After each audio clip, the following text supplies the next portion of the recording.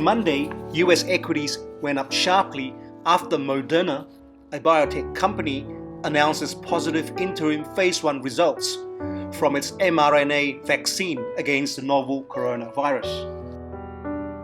You may or may not know that to date there are still no vaccines against other coronaviruses like SARS and MERS, even though after 17 years and 7 years respectively after their emergence. It is still unknown which vaccine platform will actually work for COVID-19, making the development of a new vaccine platforms of great importance. The Moderna COVID vaccine is of much interest because it is RNA vaccine, unlike other vaccines being developed for COVID-19, which are all traditional or conventional vaccines. Compared to conventional vaccines, the mRNA vaccine platform has greater flexibility in terms of production, lesser production time required, a better biosafety, and theoretically a better immune response. And to date, no RNA vaccine has been approved for human use. The Moderna vaccine also uses a delivery mode that is different from others, namely the lipid nanoparticle.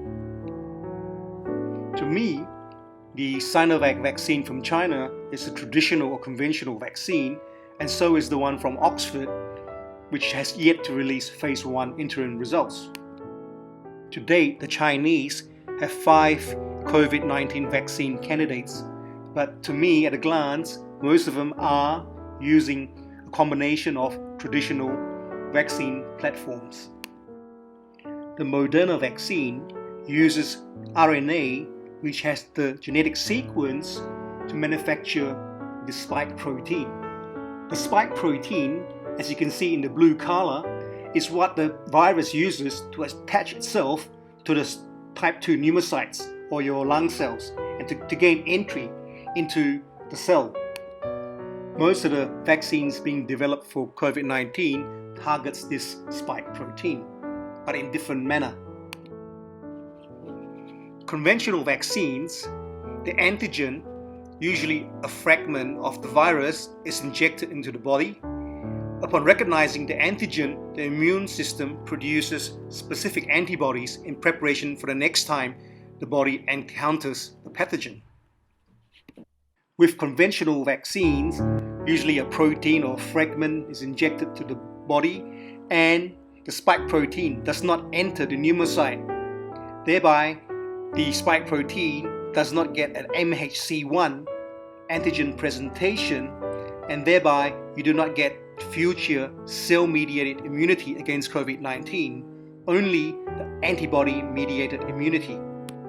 With an RNA vaccine, the RNA enters the pneumocyte and uses the cells to produce mRNA. Thereby, the spike protein are actually inside cellular material, and thereby in future you will get a cell-mediated immunity as well as an antibody-mediated immunity as well as memory in the T helper cells. This is the phase 1 Moderna study, MRA1273, and usually for phase 1 study we are just looking for safety of the product and the pharmacokinetics and pharmacodynamics of the product, and in this sense the immunogenicity of the vaccine. 105 subjects will be enrolled over 9 cohorts, 3 different doses, 25 micrograms, 100 micrograms, and 250 micrograms. And the vaccine will be administered twice on day 1 and day 29. And these patients will be followed through for 12 months, which will basically end next year in 2021. The primary objective of the study is to evaluate the safety of the product and its reactogenicity.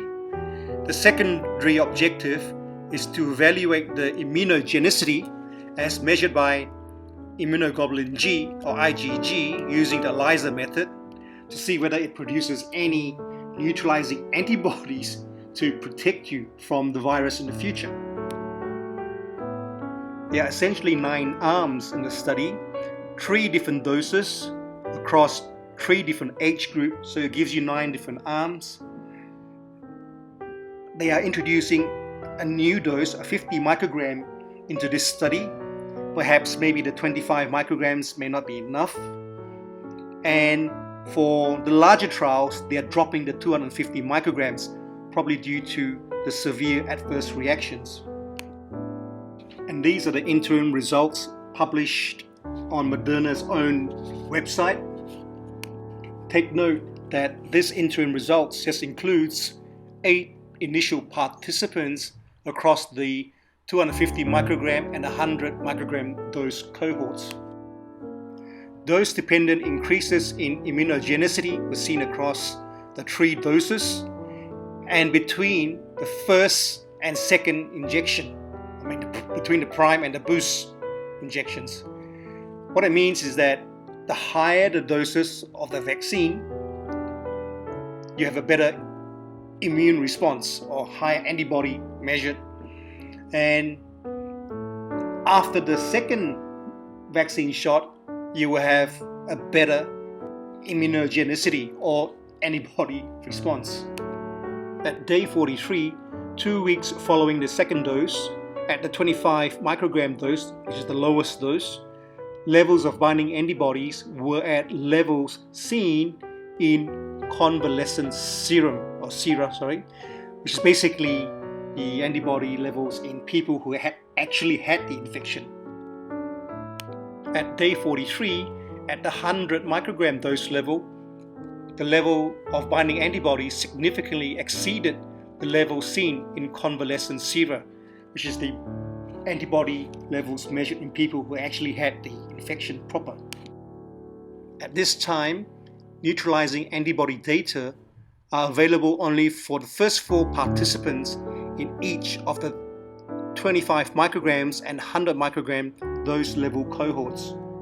The vaccine was generally safe and well tolerated. There were some cases of redness or grade 3 erythema, otherwise nothing of note, but to date, the most notable adverse events were seen at the 250 microgram dose levels, comprising 3 participants with grade 3 systemic symptoms only after the second dose.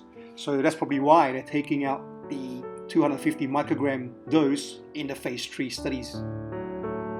Based on the interim phase 1 data, which is this data here, the Moderna-led phase 2 study will be amended to study 2 dose levels, 50 micrograms, no more the 25 micrograms, and the 100 microgram, with the aim of selecting a dose for pivotal studies.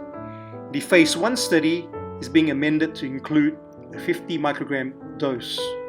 And what else? Phase 3 study to be between 25 micrograms and 100 micrograms, and they're expected to begin in July.